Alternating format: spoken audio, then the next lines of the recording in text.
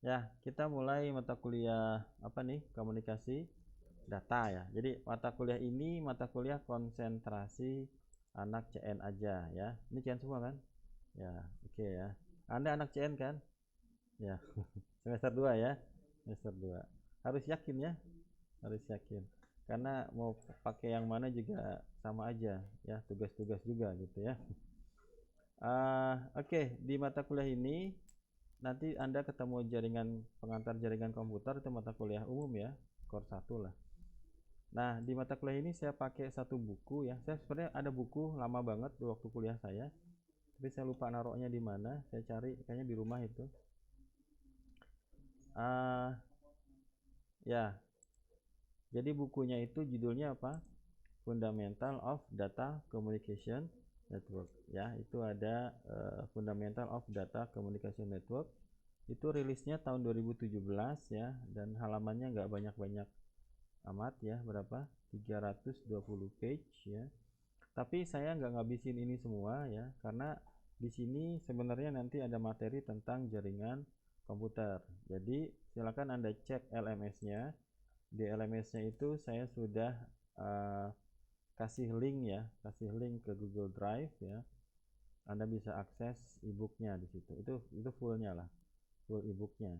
Tapi kalau untuk materi pagi ini saya nggak kasih semua ya. Kita bahas separohnya aja chapter 1.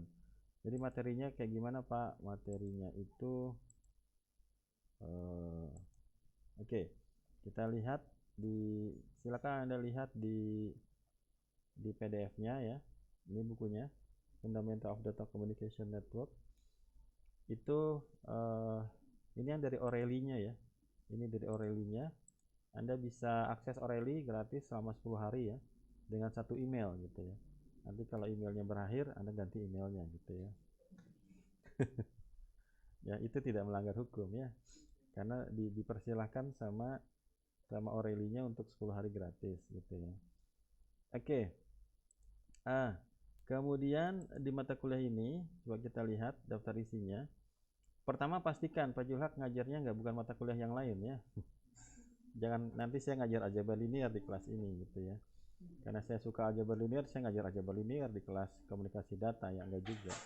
Jadi di sini adalah Fundamental of Data Communication Network ya. Oke, saya ambil buku. Kalau kita ambil buku sebenarnya enaknya ya buku tuh biasanya ya sudah inilah, sudah bagus lah. Kemudian biasanya ada revisi-revisi ya.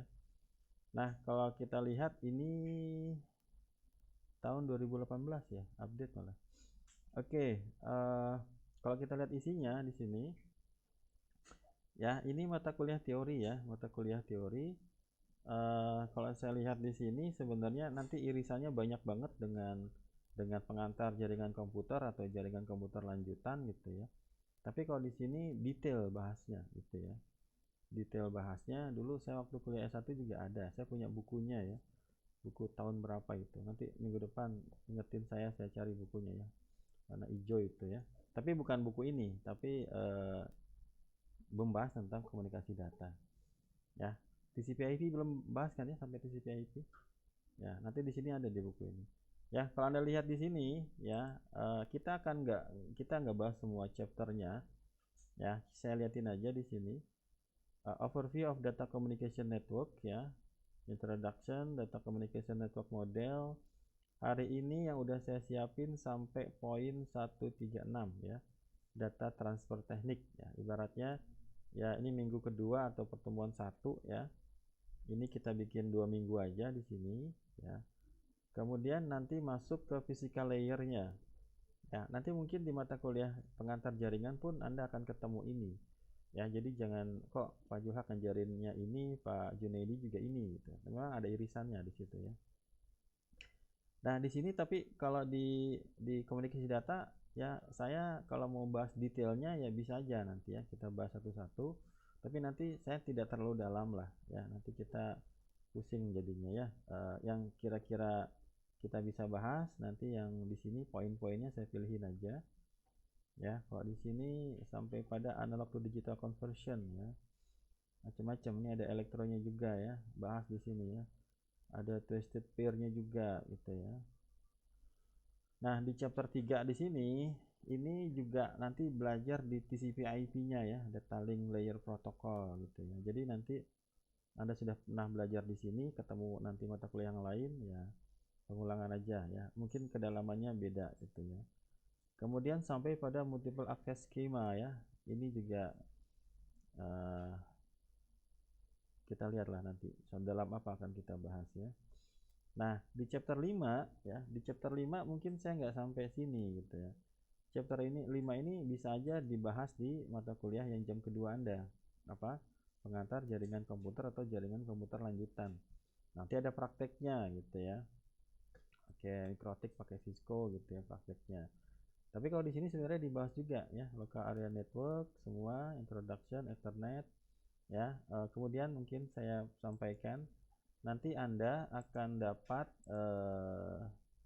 sertifikasi yang namanya Mikrotik ya, Mikrotik Academy.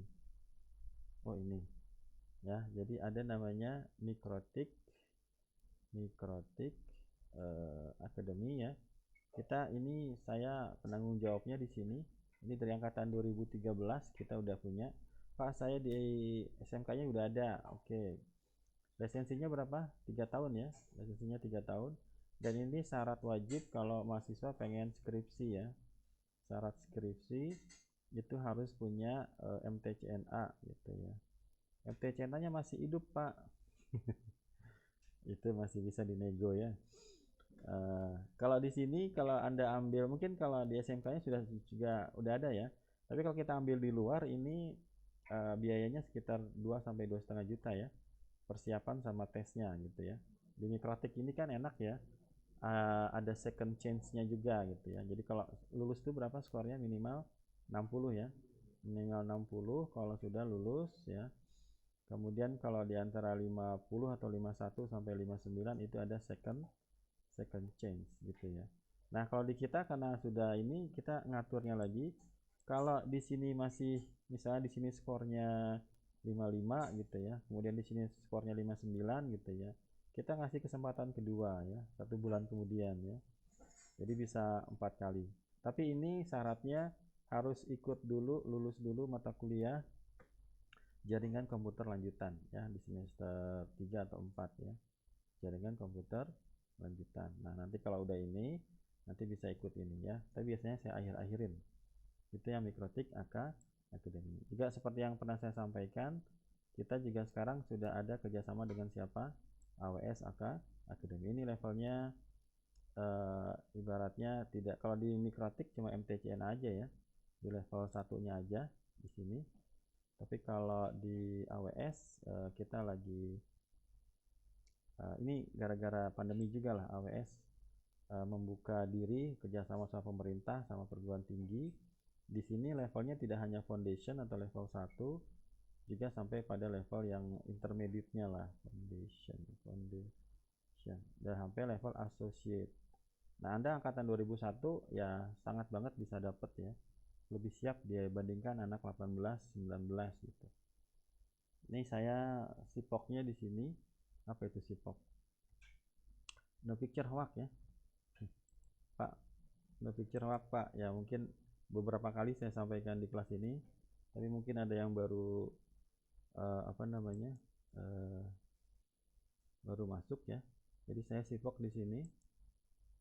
Sipok itu namanya Central Point of Contact. Nah, nanti trainernya itu ada 3 ya, ada Pak Ilham, ada Pak Ronald, ada saya gitu ya. Ini sebenarnya kita baru tahun ini, baru awal. Kelebihannya apa dibandingkan dengan Mikrotik? Kita bisa akses di LMS-nya langsung untuk persiapannya gitu ya. Jadi sabar aja nanti ya, nanti dimasukin sama trainernya ya. Kelebihannya adalah kita pertama akses LMS-nya langsung di sini. Yang kedua materi di LMS ya. LMS ini LMS-nya LMS AWS langsung ya, dia pakai Canvas ya. Nah, nanti di sini Anda dimasukin sama trainernya ya. Di mata kuliah jaring cloud computing ada ya, kita pakai itu juga. Nanti ada video-videonya, kemudian ada PDF-nya, ada kuis-kuisnya. Ini persiapan lah. Kemudian yang lebih lagi adalah ada labnya di situ ya. Ada labnya di sini. Ada labnya di mana kita bisa langsung akses ke lab yang ada AWS-nya, nggak perlu bayar, gratis gitu ya. Kalau bayar ditanya kartu kreditnya gitu ya, seperti itu. Yang mana nih?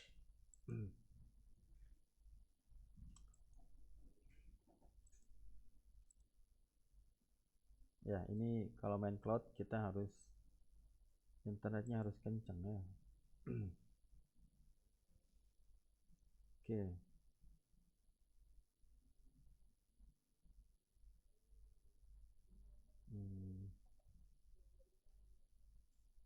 Ini ya.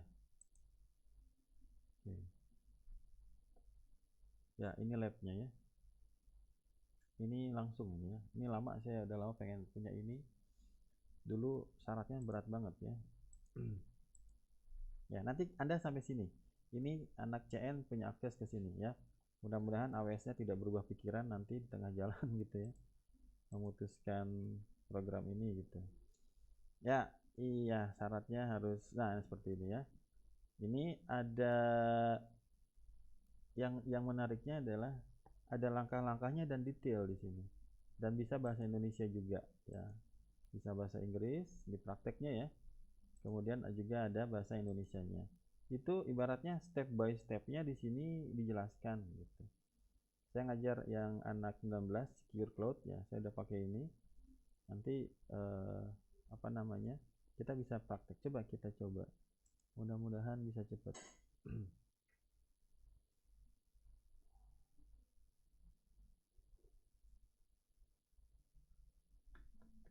Ya. Oke, nah ini ya. Ini adalah proses kita akses ke AWS-nya. Kita coba koneksi di sini ya. Ini lab statusnya kalau Anda lihat in creation ya. Ya, kita coba akses ke sana sampai dia ready gitu ya. Kita tunggu sebentar lah. Coba kita tunggu 2 menit ya. Mudah-mudahan mau dia.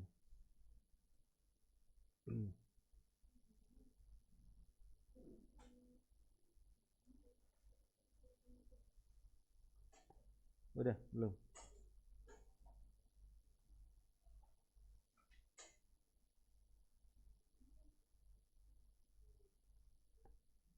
Udah, belum ya? Ya. Kadang-kadang sudah tapi statusnya masih seperti ini. Jadi kalau udah ready kita klik silangnya ya. Tapi saya tunggulah. Saya tunggu 2 menit. Jadi kita coba akses langsung ya. Ibaratnya infrastruktur AWS-nya langsung kita akses di sini ya. Ini kalau berbayar ditanya kartu kreditnya gitu. Dulu ada angkatan, bukan dulu ya, kemarin ya, angkatan 19 yang praktek mata kuliah ini sebelum kita punya ini ya, habislah satu semester itu sekitar 700 gitu ya. Kalau di sini kita bisa free ya. Udah berapa menit?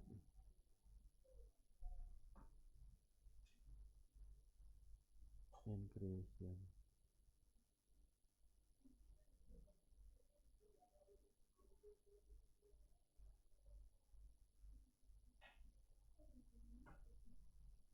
Ya, lama ya.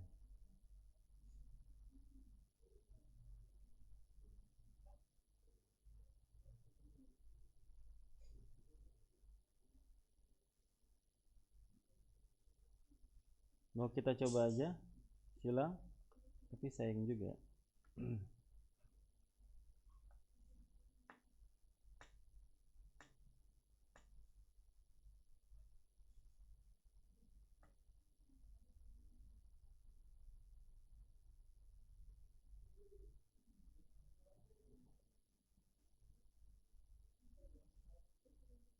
Ya, jadi ini nunggu ready dulu ya.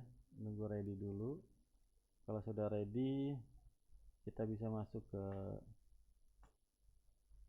labnya. Kita tunggu 2 menit lah.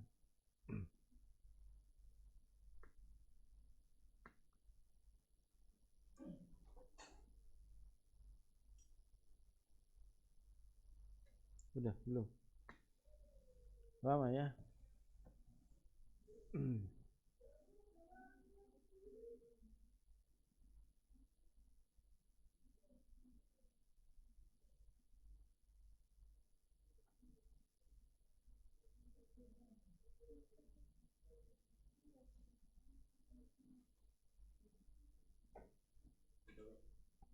Udah ya.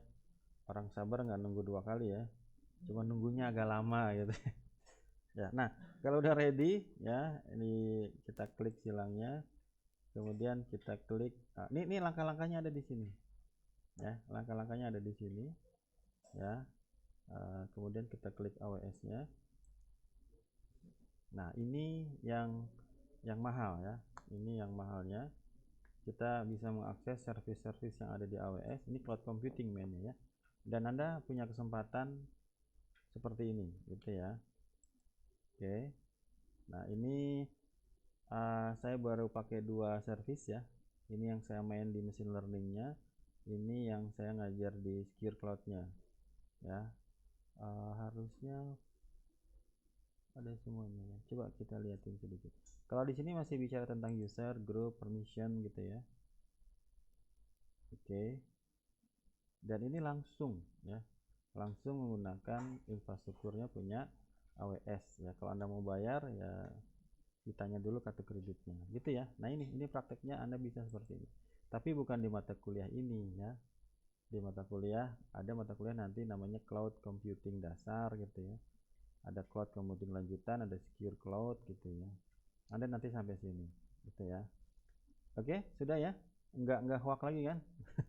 Saya sudah tampilkan walaupun oke, itu. Jadi ini sebenarnya ya apa namanya? Nanti ada banyak modul ya yang apa namanya merupakan bagian dari sertifikasi gitu ya. Jadi ada modul 1 ya semua di sini tentang cloud concept overview-nya, cloud 2-nya ya economic dan billingnya, karena sebenarnya servisnya harus kita bayar nanti kalau sudah yang opennya ya. Kemudian ada AWS Global Infrastructure Overview. Nah, ini yang saya sedang ajar ya, AWS Cloud Security. Jadi ada videonya, sekali lagi pakai bahasa Inggris karena sertifikasinya internasional. Berarti kalau internasional bisa dipakai di Singapura, Pak? Iya bisa gitu ya, karena levelnya internasional. Seriusan ini ya? Seriusan. Jadi ada labnya, aksesnya tadi sudah saya tampilkan. Kemudian ada di setiap modul itu ada knowledge check ya, ada kuis-kuisnya yang harus lulus minimal 80 gitu ya. Ada ini ya, ada network and content delivery, ibaratnya kita mainnya semua di cloud lah. Jadi konsep-konsep dasar tentang jaringan nanti kita aplikasikan di cloud gitu ya. Kemudian sama ya, ada compute ya, ini service-servicenya semua ya, ada labnya lagi yang di storage seperti apa gitu ya di AWS.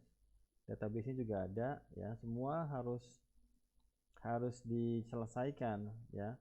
Nanti ini ibaratnya ada di beberapa mata kuliah lah, ada cloud dasar, cloud lanjutan, secure cloud gitu ya. Ada 3 mata kuliah konsentrasi sekali lagi.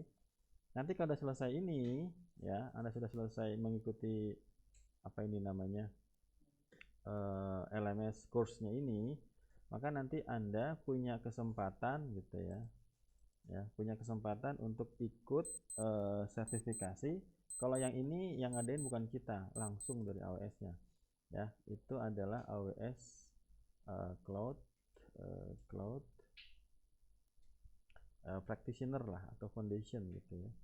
Foundation atau Practitioner Foundation. Nah, nanti di sini kita karena sudah ada kerjasama di AWS Academy-nya, kita dapat diskonnya sebesar 50% dari berapa? Dari $100. Kalau ini langsung nanti kita nge-apply dulu, udah selesai kita nge-apply apa kita bisa dapat apa enggak. Nah, saya lagi ngomong nih sama Pak Dekan sama Pak Kaprodi, Pak, anak CN harus lulus ini dulu Pak kalau mau skripsi gitu ya. Tapi belum diiyakan sama Pak Kaprodinya ya, sama Pak Rahmatnya. Kalau Anda udah megang sertifikasi ini, ya orang nyari gitu ya. Ya, kenapa AWS bikin juga karena masih banyak yang apa namanya yang belum banyak yang menguasai tentang dasar seperti ini. Nah, nanti di kita ternyata AWS ini nggak cuma foundationnya aja, tapi nanti ada yang level menengahnya, associate-nya. Nah, kalau di sini nanti trainernya dites dulu gitu ya. Tapi kalau foundation kayaknya masih terbuka-terbuka aja. Ya, makanya saya coba buka kelas, oh ternyata bisa gitu ya. Ketika workshop juga disampaikan seperti itu gitu ya. Jadi kalau saya makainya ada beberapa. Sebenarnya nanti ada juga ada course yang bisa saya buka buat Anda ya. Mau nggak? Ada namanya kelas data center technician kalau nggak salah. Ini bisa nih. Saya kepikiran kemarin ini nah CN21 saya masukin ke sini gitu ya. Ini tidak ada sertifikasinya, tapi Anda punya akses ke sini dan materinya juga lumayan kalau saya lihat.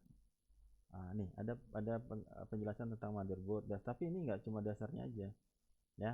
Ini bisa banget ya saya masukin Anda ke sini.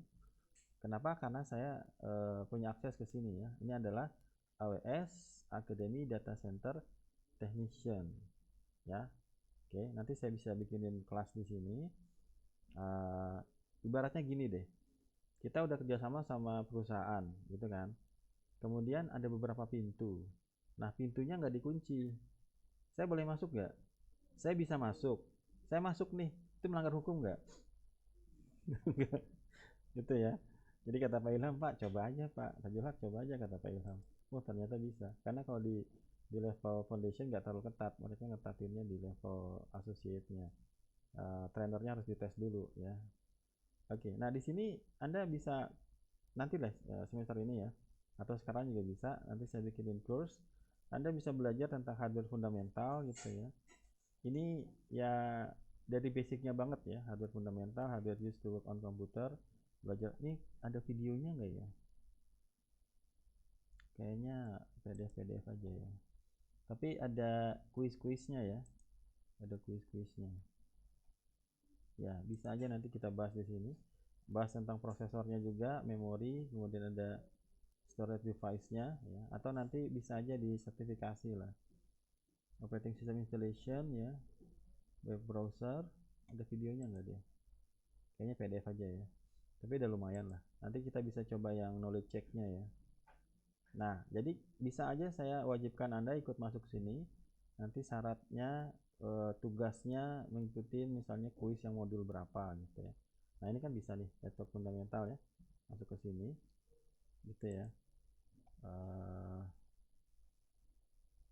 Ya, ini PDF aja. Oke. Kemudian ini juga masih bisa di mata kuliah saya. Ini juga bisa nanti di ya lumayan lah kalau di sini ya. Physical network. Nah, data transmission juga sama ya. IP subnetting gitu ya. Oke. Coba kita sensor dulu ya, kita pause dulu. Ya. 23 ya. Ya, oke, kita lanjut aja. Terakhir sampai mana tadi terakhir? Ya, itu ya. Jadi kesempatan besar di sini buat Anda menggunakan AWS-nya tadi. Oke, kita balik lagi ke kuliah kita. Jadi kalau dilihat di situ, ya, mata kuliah ini akan ada irisan dengan jaringan komputer dan lain-lain gitu ya. Nah, nanti saya ngikutin ini aja. Saya ngikutin ebook ini. Ya, ini udah singkat padat ya. Saya lihat singkat padat dan detail lah. Jadi kalau saya gunakan ini ya cuma masalahnya pakai bahasa Inggris gitu ya. Pakai bahasa Inggris dan ini kalau saya bahas semua juga waktunya nggak cukup gitu ya. Ya, jadi detail banget lah. Yang pertama chapter 1 tadi ya, ini bicara tentang overview of data communication network ya, ini poin-poinnya. Yang di chapter 2 bicara tentang physical layer ya, di sini sampai Fourier analytic of predict signalnya juga dibahas di sini ya. Nah, nanti saya lihat apakah perlu saya sampaikan ini. Kemudian ini detail banget lah ya. Chapter 3 juga sama ya. Kalau ini nggak sesulit chapter 2 lah. Tapi nanti ini banyak irisan di jaringan komputer ya. Kemudian chapter 3 juga sama ya, lebih detail lagi. ada CDMA ya, collision detection multiple access di situ. Ini sebenarnya cara kerja dari apa namanya Ethernet ya. Kemudian, nah kalau di sini mungkin saya nggak bahas ya, local area network gitu ya. Ya berarti minimal kita sampai chapter berapa? Chapter 4. Itu juga udah banyak ya. Itu juga udah banyak. Ya oke, kita lanjut aja ke materinya. Jadi silakan Anda buka LMS-nya. Di situ saya udah siapin ada satu apa namanya? Ini yang saya upload PPT-nya ya. Tapi kalau misalnya Anda pengen PDF-nya apa namanya?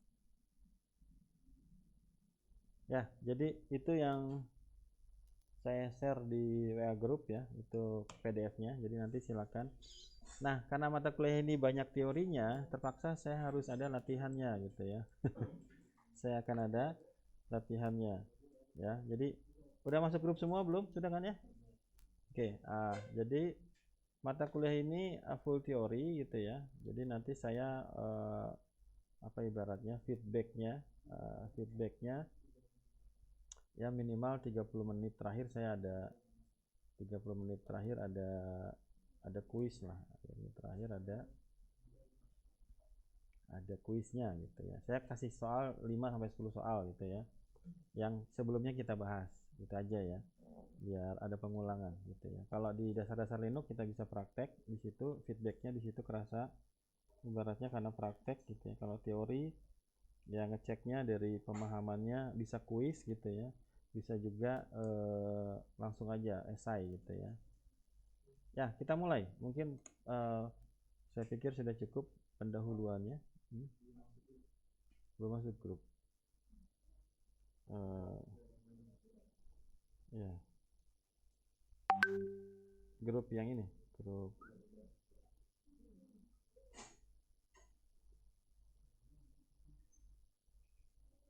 Udah di save belum ya? Mas Andika ya? Andika. Oh, belum saya save ya. Coba WA saya dulu deh. Kontak. Oh ya, oke, terima kasih. Andika tuh banyak ya. Andika CN 21.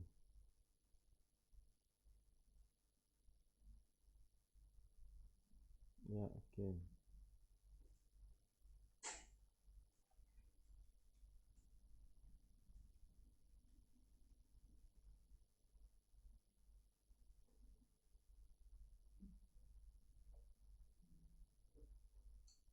Udah ya, Mas? Masalahnya Masnya berarti belum dapat dong ya. Karena baru kan. Bentar.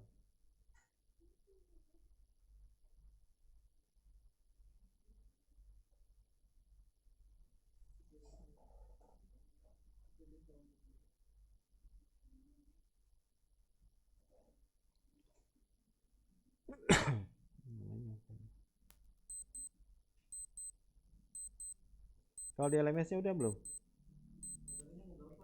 LMS. Udah. LMS-nya yang nama saya bukan itu.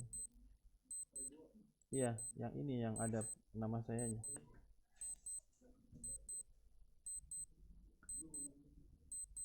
Ada, udah saya masukin kok, Mas Andika. Yang komunikasi data CN21 pagi sip sama namanya Fajrul Haq.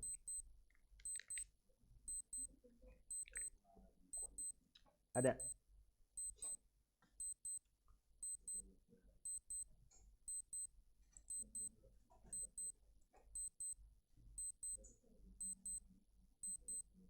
Belum ya. Ya, oke, kita mulai ya. Ini saya akan ngikutin dari sini. Ini sebenarnya apa namanya?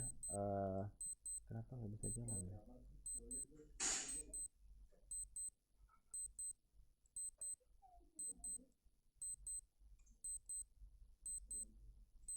Why? Scrollnya nggak mau jalan. Oke.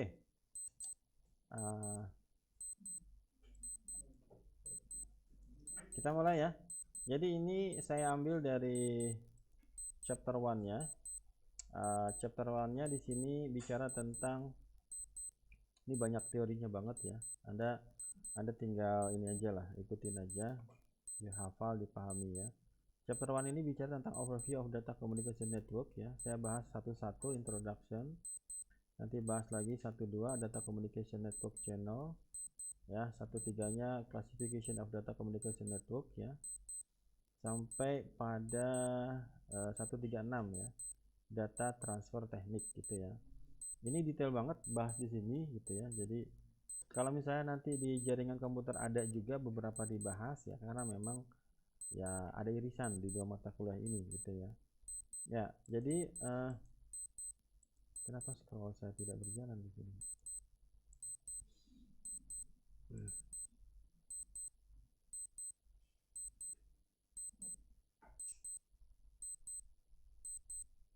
Mouse-nya mana mouse? Nggak ada mouse. Mouse speed. Mau kan? Nggak mau ya. Apa yang salah ya? Ya, kita mulai aja. Ya, kita mulai dari, silakan Anda mau lihat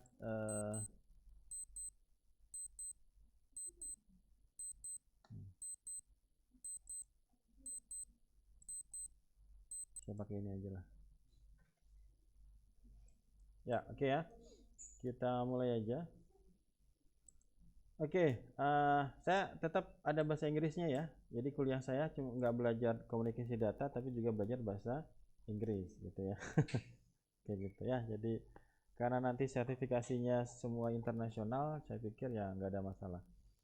Oke, kita masuk detailnya lagi sekarang, bicara tentang apa? Overview of data communication network. Bicara tentang apa tadi di chapter 1-nya? Overview of data communication network. Oke ya, saya ngikutin aja di sini, saya cuma baca aja ya. Oke, kita gitu salahnya. Kita mulai aja. Introduction ya. Anda boleh sekalian lihat di mana, di PDF-nya, di HP-nya, di laptopnya, nggak ada masalah ya. 1.1 introduction ya. In a very broad sense, a network is any interconnected group of people or device that are capable of sharing meaningful information with one another. Jadi di sini sedang bicara network secara general ya. Tidak bicara tentang networknya komputer, tidak bicara networknya secara manusia, jaringan gitu ya. Di sini baru bicara tentang apa? Istilah dari network, dari kata jaringannya ini ya. Ya, jadi kalau misalnya Pak Julak punya jaringan nggak ke AWS gitu misalnya ya, ada koneksi nggak gitu ya. Nah, di sini sedang bicara tentang apa itu artinya jaringan gitu ya. Jadi di sini dikatakan jaringan adalah apa di sini? Any interconnected group of people gitu ya. Apa interconnected? Terhubung ya. Setiap hubungan grup kumpulan dari siapa? Dari people or devices. Oke, jadi di sini kita masih ngomongin jaringan secara umum aja. Jadi itu bisa kumpulan koneksi grup dari manusia atau dari device, tapi penekanannya adalah that are capable. Apa itu capable? Mampu untuk sharing meaningful information with one another. Gitu ya. Kita sekarang mah udah pakai zamannya WA gitu ya, kirim-kirim data kayak gampang aja gitu ya, walaupun ada batasannya gitu ya. Tapi ini ibaratnya kita belajarnya ya teoritis banget lah. Jadi apa itu network? Network adalah setiap kelompok orang atau perangkat yang saling berhubungan yang mampu berbagi informasi ya. Nanti sih sebenarnya ya device juga bisa ya, tapi kita ngikutin aja. Kemudian di sini ya, kemudian in the telecommunication sense ya, dalam pengertian telekomunikasi ya, a data communication network is di sini a collection of two or more computing devices ya. Apa? Collection itu kumpulan ya. Kumpulan, himpunan. Kumpulan dari minimal berapa? Dua. Jadi kalau kita bisa wifi ad hoc gitu ya, dua laptop kita koneksiin, itu udah dikatakan jaringan gitu ya. Kita nggak perlu jaringan internet yang besar atau kampus yang besar ini. Ada dua laptop terhubung, apakah pakai kabel gitu ya, yang pakai crossover atau yang pakai wifi apa ad hoc gitu ya, itu juga udah dikatakan sebagai ini adalah communication networknya that are interconnected to enable them to share data. Sekali lagi poinnya adalah pada kemampuan untuk men-share data gitu ya. Saya pakai Windows Pak, nggak perlu tuh pakai server gitu ya, pakai service yang ada di Windows aja udah bisa Pak ya. Itu ada lagi nanti pembahasannya peer to peer gitu ya, nggak perlu client server gitu ya. Oke, kita lanjut aja. Data communication networking arouse in response to the need to share data in timely manner. Data sharing, information dissemination are critical to the success of any business. Apa artinya?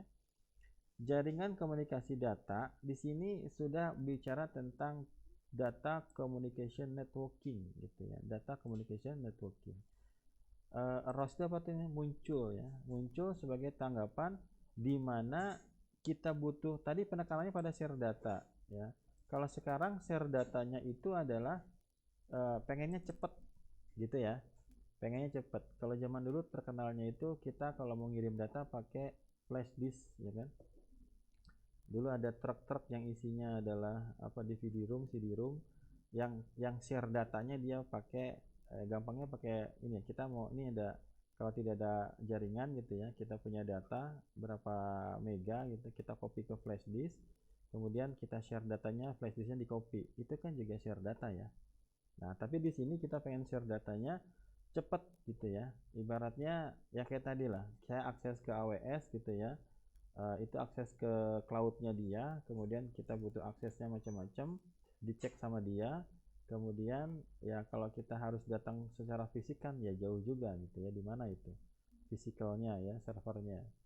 Nah, jadi di sini penekanannya pada apa? Pengen waktunya cepet gitu ya. Ordernya itu nggak menit ya, ordernya nggak detik tapi milidetik, mikrodetik gitu ya. Data saking cepetnya belum dikirim udah sampai gitu ya.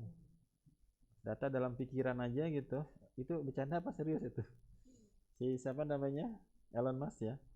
Katanya nanti ditanamin chip di kepala manusia gitu ya, sehingga nanti kalau kirim data gitu ya nggak perlu diklik, dipikirin aja gitu ya. Saya mikirin data ya, kemudian saya pikirin, saya klik di kepala saya, send gitu ya, Anda udah sampai gitu. Kira-kira mungkin nggak ya? Itu apa, metafisik apa fisik gitu? Fisik ya, ya diilmiahkan gitu. Kita ngomongin nggak metafisik ya, kita ngomonginnya yang real-real aja.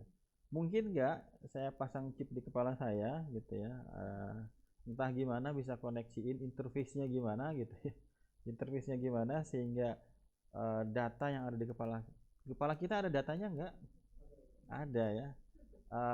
Kepala kita tuh mampu menampung 10 giga ya, 10 gigabyte ya, 10 gigabyte tapi teks gitu ya. Nah, yang susah kan berarti interface-nya, koneksi antara data kita di mana, otak besar apa otak kecil gitu ya.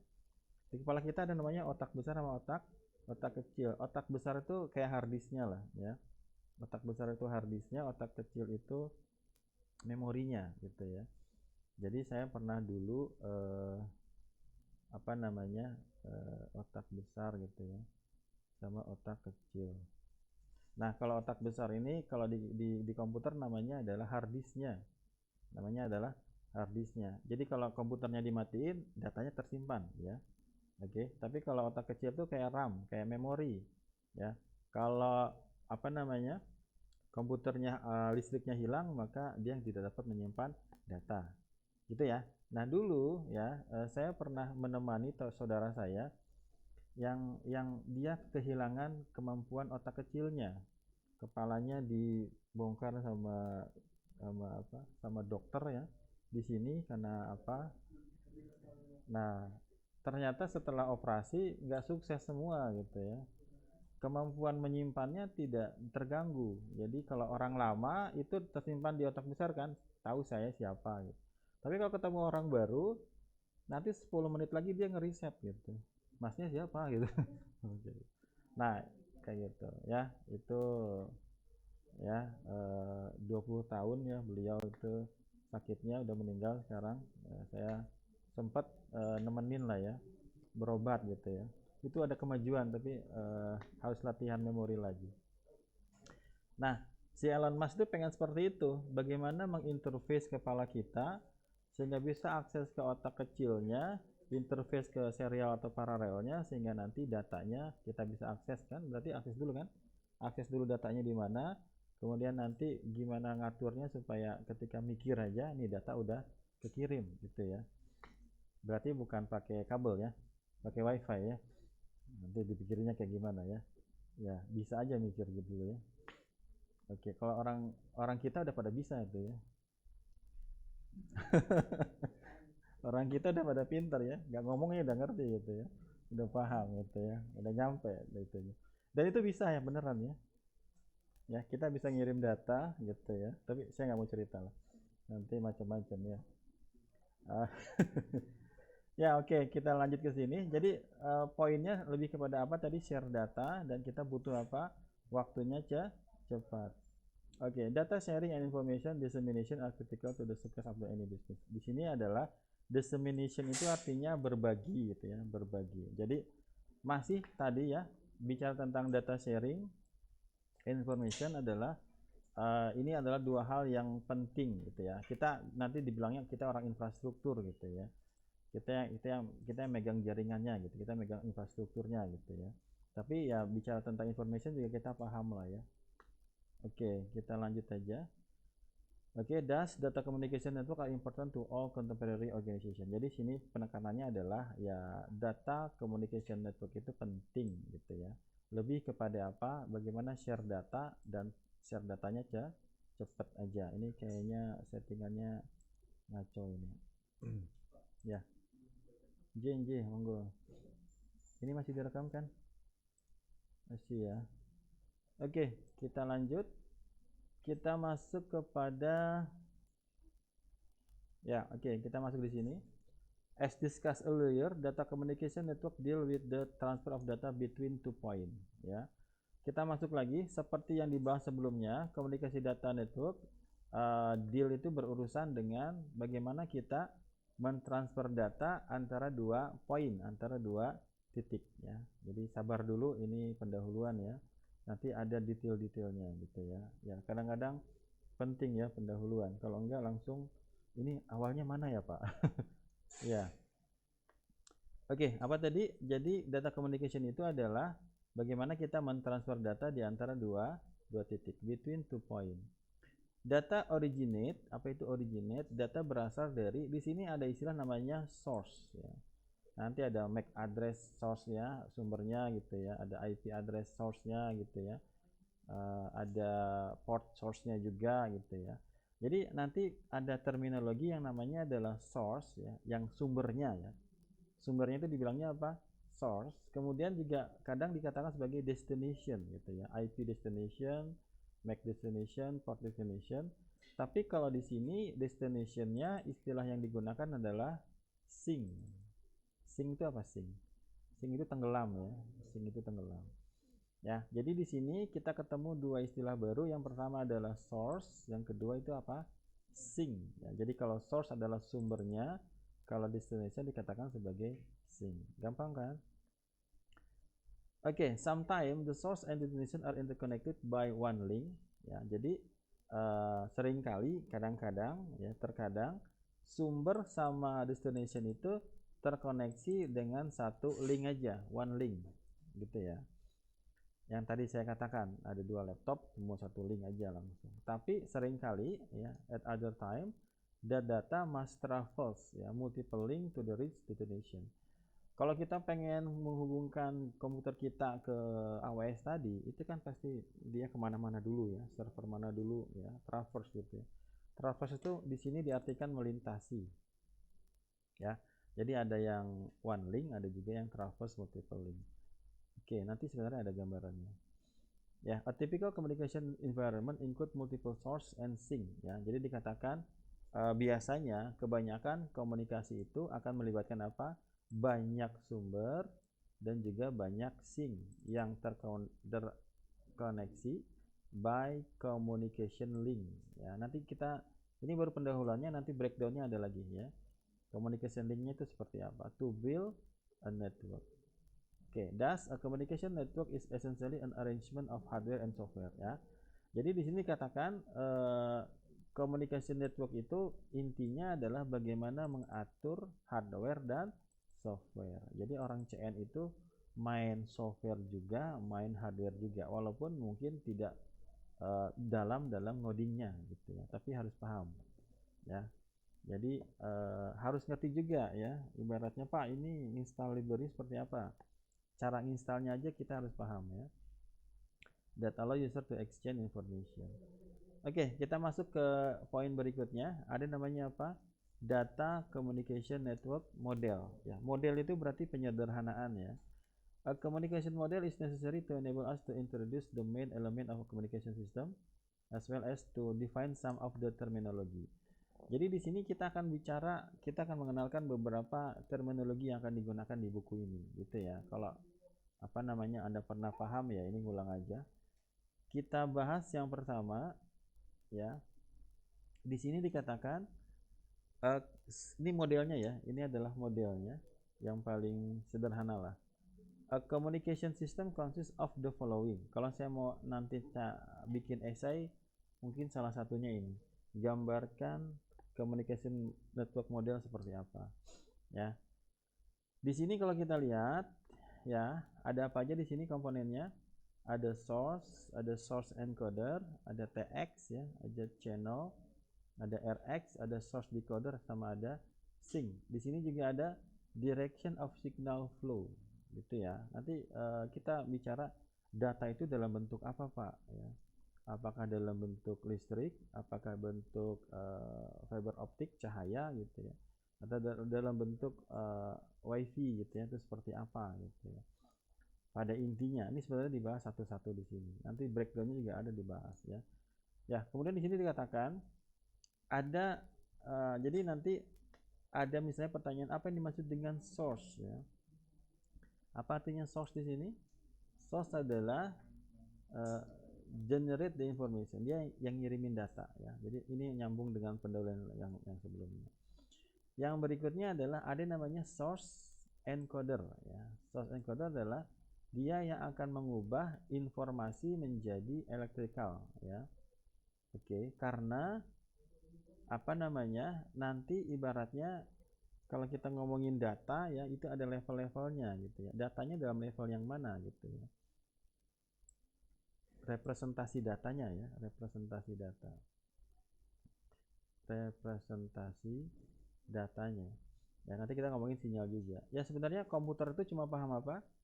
Komputer itu cuma paham 0 sama 1 ya. Komputer hanya paham sama 0 sama 1. Tapi nanti 0 sama 1 itu akan diubah menjadi apa? Oh, kalau 0 itu adalah misalnya 0 volt gitu ya. Oke, kalau 1 itu misalnya adalah 3,3 volt misalnya, atau 5 volt yang positifnya atau yang negatifnya gitu ya. Jadi ada data yang dipahami sebagai 0 dan 1, tapi ketika transmisi itu harus diubah dulu. Karena medianya ibaratnya kita pakai ini, kita pakai fiber optik gitu ya. Maka dia pakai cahaya. Kenapa pakai fiber optik? Karena dia cepat gitu ya. Oke, tapi kalau di sini kita breakdown dasarnya banget ya. Tadi source itu ibaratnya ya inilah, ini datanya ya. Ya katakanlah laptopnya lah gitu ya. Dia generate information. Kemudian kan ada kartu jaringan ya. Nah, kartu jaringan itu ya salah satu tugasnya adalah mengconvert data yang tadi sebelum dikirimnya. Ya, kemudian ada lagi namanya apa? Transmitter ya. Apa di sini? That is used to convert the message signal into a form accessible to the channel. Sama ya. Kemudian ada channelnya. Nah, itu tadi yang channel. Channel itu apa aja? Channel itu bisa metalik ya, bisa fiber optik, bisa juga air. Air itu apa? Air? Udara ya. Air itu adalah udara. Itu channelnya ya, channelnya.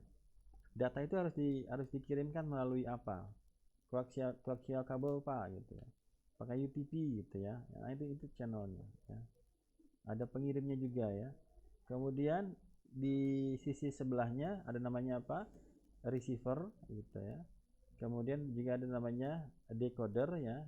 Yang terakhir ada namanya sink ya. Oke ya. Jadi ya seperti itulah gambaran besarnya ya. Jadi ketika dikirim kita mah terima beresnya aja kan. Ya, kita nggak paham bahwa di jalannya itu dia banyak berubah gitu datanya. Dan ini teknologinya udah berkembang lama gitu ya.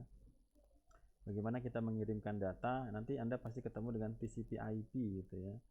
Nanti ada beberapa layer gitu ya, ada physical layer, ada data link layer, ada network layer gitu ya, macam-macam ya. Tapi intinya adalah ketika data dikirimkan ada perubahan data dulu ya ke dalam apa katakanlah listriknya dulu atau fiber optiknya cahaya. Kemudian apa? Kemudian kita transmit ke dalam sebuah channel. Itu ya. Ini berarti adalah model. Model itu apa? Penyederhanaan. Sederhananya kayak gini sederhananya. Kalau detailnya gimana? Ya, nanti sebenarnya di buku ini intinya ya membreakdown model ini gitu ya. Jadi level satunya ada berapa komponen? Ada 1, 2, 3, 4, 5, 6, 7. Gitu ya. Jadi kalau misalnya gambarkan data communication network model, Anda gambarkan ini. Kemudian Anda jelaskan satu-satu. Source, kemudian source encoder, kemudian pengirimannya, kemudian channelnya. Gitu ya. Jam berapa sekarang? Masih lama kan? Oke, kita lanjut. Sekarang kita bahas ya apa namanya alurnya ya. Note that information flow can be, di sini dikatakan apa? Bidirectional ya. Jadi apa sih ini ibaratnya arusnya ya? Information flow itu apa? Arus informasi. Jadi information flow itu bisa satu arah, bisa dua arah. Di sini dikatakan note that information flow can be B itu artinya apa? B itu artinya dua ya. B direct itu apa? Arah ya, berarti dua arah. Nah, kalau lihat terminologi, lihat katanya aja. Direct itu berarti arah, B itu dua, berarti dua arah. Because what is source at one time can be seen at another time. Apa artinya? Satu saat dia bisa mengirimkan data, di saat yang lain dia bisa menerima data. Di satu sisi dia bisa menjadi source, tapi di lain waktu dia bisa menjadi sink-nya. Gitu ya. Itu yang dimaksud dengan bidirectional. Jadi bidirectional itu bisa dua arah. Oke. Itu aja kali ya. Kemudian di sini dikatakan, thus figure 1.1 show the basic block used to process information at flow in one direction. Jadi contoh yang di sini itu baru menggambarkan satu arah aja ya, satu arah aja, karena di sini panahnya baru satu. Nanti kita bahas yang lebih detailnya. Oke, the simplest data communication network consists of a source that is directly connected to a sink. Jadi di sini sedang menjelaskan bentuk data komunikasi paling sederhana ya, itu terdiri dari apa? Terdiri dari source yang langsung terhubung dengan sink, directly connected gitu ya. Ya, kita nggak bahas tentang apa yang lebih detailnya aja. Tapi ibaratnya kalau Anda perhatikan di sini. Bisa dia menjadi sink, dia bisa menjadi source. Bahkan berarti ini apa? Dua arah ya. Bidirectional, full duplex atau nanti ada pembahasannya gitu ya. Oke, nah in a more complex network ya, the two communicating network are interconnected by a complex structure ya. Contohnya kayak gimana? Nah, ini direpresentasikan sebagai network. Gampangnya gimana? Kita pasang, boleh nyebut merek nggak ya? Provider tertentu gitu ya. Kita pasang gitu ya. Kita pakai wifi gitu ya. Di sini source-nya.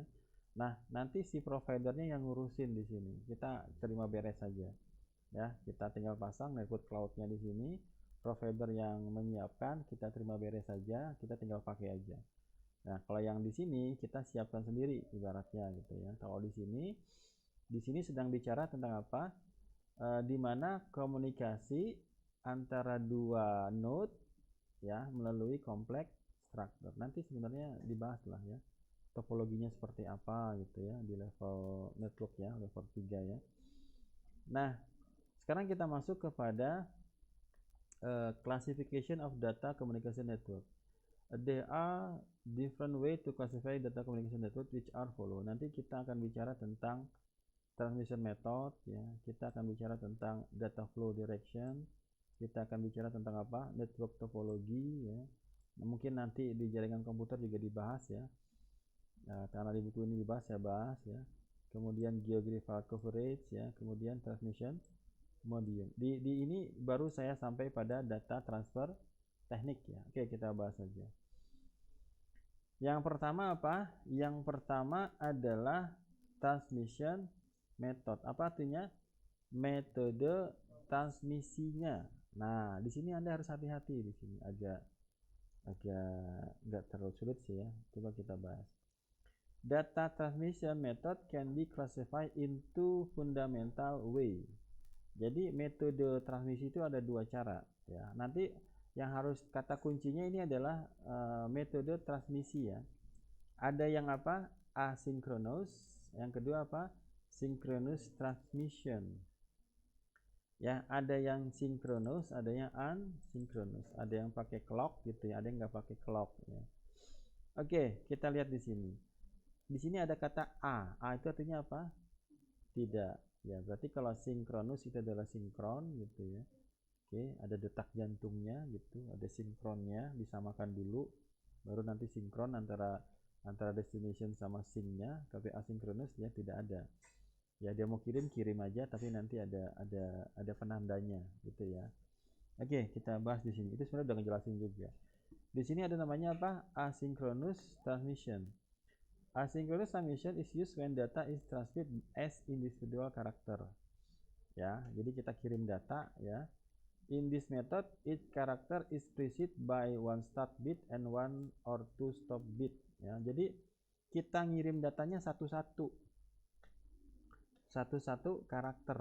Jadi penekanannya di sini ketika kita mau ngirim data ya tidak ada apa istilahnya ya, sinkronisasi antara destination sama syncnya, sama apa namanya destinationnya ya.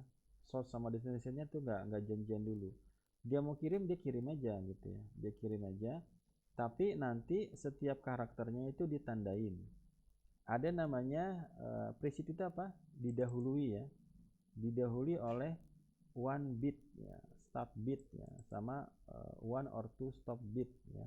Yang digunakan oleh receiver untuk menandakan synchronize. Jadi gini. Jadi kalau Anda lihat di sini, nah ini dia, ini gambarnya ya. Ini adalah gambaran antara asynchronous sama synchronous transmission. Kalau di asynchronous transmission, ini karakter ya. Karakter itu ibaratnya ya apa sih karakter A gitu ya, B, C gitu ya. Kalau kita mau kirim data, ya kita kirim aja per karakter, tapi kita akan memberikan tanda di awalnya. Di awalnya kita kasih tanda ini adalah awalnya, kemudian ini adalah akhirnya. Itu namanya adalah asynchronous. Jadi di sini nanti ada jeda-jedanya nih, ya, individual time interval ya. Tapi kalau yang sinkronus, kita ngirim data ya, ibaratnya berapa karakter gitu ya, berapa byte. Nanti ada headernya, ada apa istilahnya kalau belakang itu ada footernya gitu, ada overheadnya. Overheadnya itu depan sama belakang. Nanti ini dibahas lagi di TCP/IP ya. Ada paket, ada frame, ada segmen, macam-macam. Gimana ngirim data dalam satu segmen gitu ya. Kita kasih MAC address-nya, kemudian MAC address-nya kita juga kasih awalannya juga ya. Tapi itu lebih detailnya. Tapi kalau di sini bicara tentang apa? Asinkronus sama sinkronus. Jadi kalau asinkronus dia ngirimnya per karakter ya, per karakter, dan ibaratnya nanti ada penanda 1 bit ya sebagai awalan dan 1 atau 2 bit sebagai akhiran. Jadi tidak sinkron ya. Gimana cara menjelaskan sih? Sebenarnya nanti ada bicara tentang clocknya juga di sini, tapi di sini nggak dibahas tentang clocknya. Oke, kita ikutin di sini aja. Apa itu asynchronous transmission?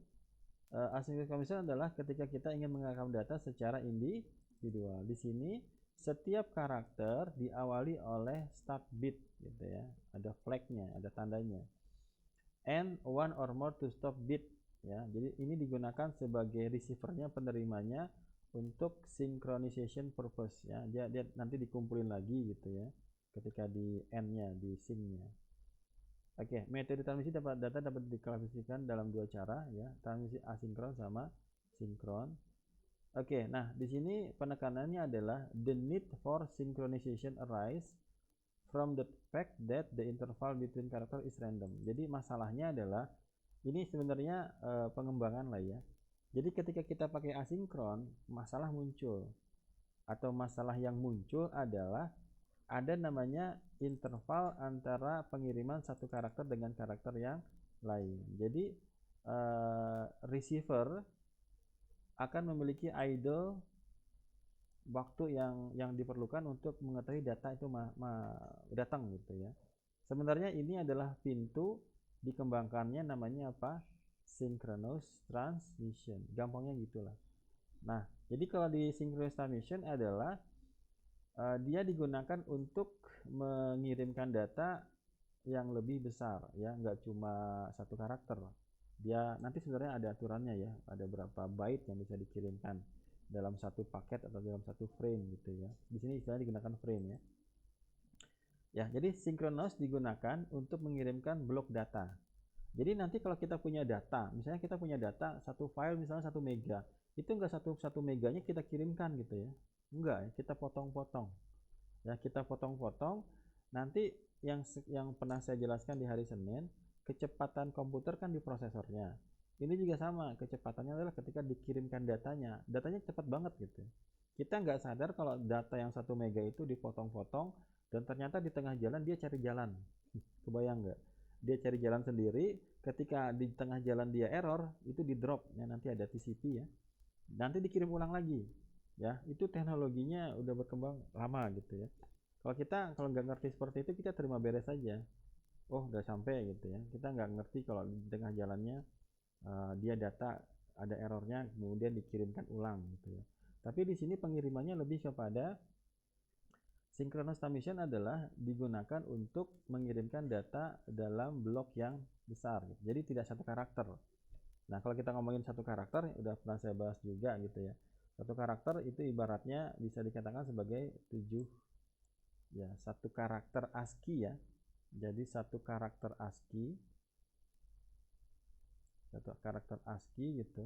Itu butuh berapa bit? Butuh 7 bit gitu ya. Ya nanti biasanya dibulatin menjadi 8 bit, itu dianggapnya sebagai 1 byte gitu ya. Gitu ya. Representasi data ketika dikirimkan dalam karakter itu disimpannya dalam 0 dan 1. Udah paham belum masalah ASCII? Jadi gini, komputer kan cuma paham 0 dan 1. Oke ya. Coba di kelas ini membedakannya gimana? Membedakan antara dia sama Maharani. Pakai NIM kan? Pakai NIM.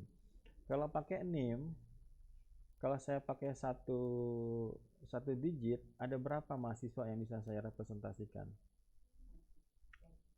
Pada satu digit kan bisa 0, bisa 1, bisa 2 ya. Sampai berapa? Sampai 9. Berarti ada berapa? Ada 10. Ada 10 dong, karena dari 0. Berarti kalau satu digit, saya bisa merepresentasikan 10 pangkat 1. 7 ya. Kalau saya pakai 2 digit ya, kalau saya pakai 2 digit berarti ada berapa mahasiswa yang bisa saya representasikan? 2 digit berarti 10 pangkat 2. Berarti berapa? 100. Berarti dari 00 sampai berapa? Sampai 99. Nah, yang menjadi masalah adalah komputer jadinya cuma berapa? Cuma 2 gitu ya. Dan itu adalah bentuk paling sederhana untuk membedakan gitu ya. Ada hidup, ada mati, ada cewek, ada cowok gitu ya. Ada malam, ada siang. Sebenarnya itu yang paling sederhana. Kalau manusia dikasih tangan 10 itu udah kompleks ya. Udah analog itu ya, nggak digital gitu. Ya, itu bedanya analog sama digital ya. Jadi lebih sulit mana, analog apa digital? Analog ya. Kalau digital itu hanya paham 0 dan 1, tapi nanti dari 0 dan 1 itu kekuatannya adalah dipanjang bit ya. Ini pernah saya bahas juga di hari Senin ya. Dipanjang bit gitu ya. Jadi nanti apa namanya? Kalau kita punya 1 bit gitu ya. Itu kan cuma 2 keadaan ya. Berarti 2 pangkat 1 ya. Berapa tadi? 0 sama 1. Nah, si ASCII kalau kita mau bahas lebih detail tentang ASCII, ASCII itu adalah katakanlah kita punya keyboard nih. Ya. Keyboard itu kan interface-nya kan A besar ya. interface-nya kan A besar sama A kecil kan, tapi kita ada masalah nih, komputer nggak ngerti A sama A besar A kecil, komputer cuma paham 0 dan 1. Nah berarti kita butuh berapa, pertanyaannya adalah kita butuh berapa bit ya, minimal, yang paling minimal kita butuh berapa bit gitu ya, untuk merepresentasikan A besar A kecil 1 2 3 kemudian tanda tanya gitu ya. Kita nanti ada yang lebih kompleks namanya Unicode ya. Nah maka ada yang namanya ASCII. ASCII ini apa? American Standard Code Interchange apalah information gitu ya, tinggal di googling aja kan ya, nggak usah dihafal ya. Ya udah belum, udah bisa nih. Iya udah bisa. Ya. Mau nggak? Mau dong, saya aja mau. Fileria ya, itu saya udah masukin ya. Ya, oke, saya pikir untuk materi kita lanjut aja minggu depan ya. Jadi nanti silahkan Anda apa namanya ikuti ya. Oke, ini modulnya saya pikir cuma PDF, ternyata juga ada videonya, gitu ya. Oke, statusnya harus dibikin 2 hari berturut-turut ya. Tapi juga harus diikutin ya, nggak cuma daftar tapi nggak ikutin juga ya. Ini sebenarnya basic lah, A plusnya kalau sertifikasinya ya, seperti itu. Dan nanti di sini ya ada apa namanya, ada videonya dan juga ada, kalau student guide itu biasanya PDF-nya ya. Nah nanti di sini ada knowledge check-nya. Knowledge check itu adalah kuis ya, nanti ada ikutin di situ, minimal skornya adalah 80. Nanti coba-coba, ini tinggal ikutin aja ya.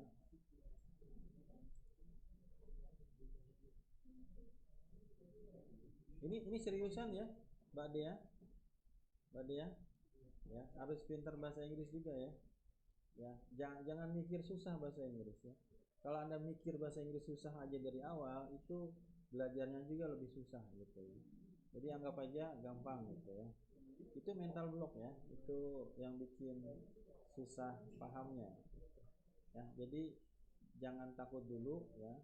Nah ini kalau di student guide ini yang nggak boleh di share ya, jadi nggak boleh di download juga, jadi saya nggak share, tapi Anda punya akses ke situ ya. Oke ya, saya pikir untuk hari ini sampai sini ya, minggu depan kita lanjut ya.